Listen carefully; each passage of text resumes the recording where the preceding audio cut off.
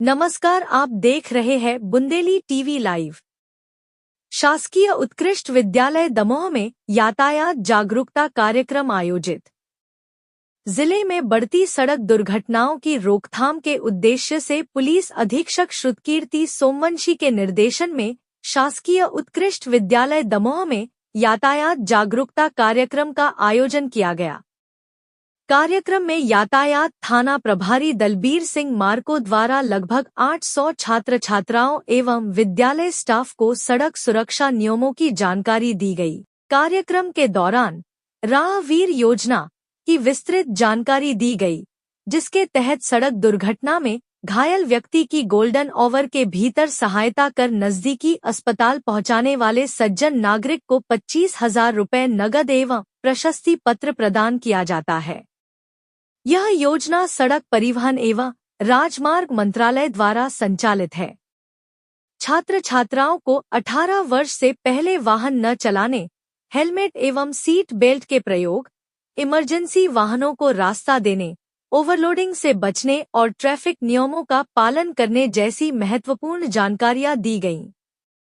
साथ ही सभी को यातायात जागरूकता पंपलेट वितरित किए गए। यह कार्यक्रम विद्यार्थियों के बीच सड़क सुरक्षा को लेकर चेतना जागृत करने की दिशा में एक महत्वपूर्ण पहल के रूप में देखा जा रहा है। सेम स्थिति हमारे दमोह में भी है। यहाँ जो दो पहिया वाहन में लगभग 70 से 75% जो एक्सीडेंट होते हैं दो पहिया वाहनों से हो रहे हैं, और दो पहिया वाहनों में भी वही आंकड़ा है, लगभग 70 से 80% लोग जिनकी डेथ हो रही है वो बिना हेलमेट के कारण हो रही है। हेलमेट नहीं पहनते हैं। कम से कम हेलमेट पहनिए, ठीक है। आप कोई भी व्यक्ति जो 4 साल से ऊपर का है उनको हेलमेट पहनना कंपलसरी है।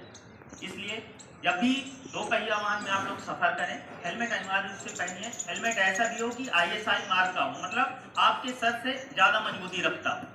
कम से कम दुर्घटना बता के तो आते नहीं, कभी भी हो सकती है। कभी जो चला रहा है उसकी लापरवाही से, मतलब जैसे मैं चला रहा हूँ मेरी लापरवाही से हो सकता है, कभी सामने वाले की लापरवाही से हो सकता है। तो कम से कम दुर्घटना होगी तो कम से कम जिंदा रहने का एक वो तो रहेगा सहारा।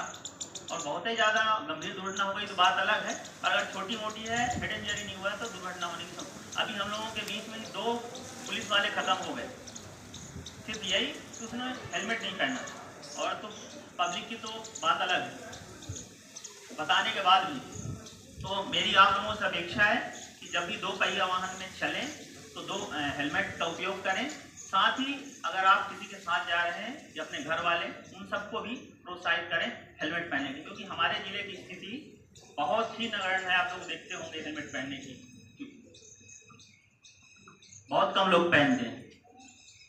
आप लोग दो पहिया वाहन में जब भी घर के लोगों के साथ चलते हैं, 3 लोग कभी ना चलें, ठीक है। 2 सवारी बैठने के लिए तो 2 ही लोग। इमरजेंसी की बात है तो बात अलग है, ठीक है।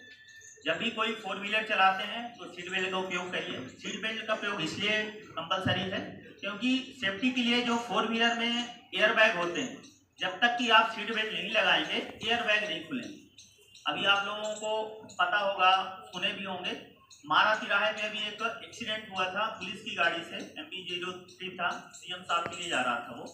तो सुबह 5 बजे एक एक्सीडेंट हुआ है, बाइक और उसका।